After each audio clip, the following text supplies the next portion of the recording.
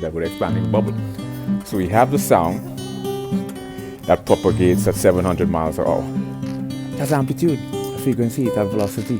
So you have like this expanding bubble that propagates. Intensity determines the distance at which the acceleration of the sound propagates.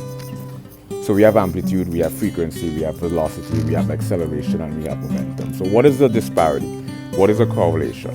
What is the relationship between amplitude and frequency? What causes amplitude? So why you could have an A chord, but yet you have another note, but it's a higher pitch. So what causes amplitude is when there's a force, and this force creates an energy that vibrates from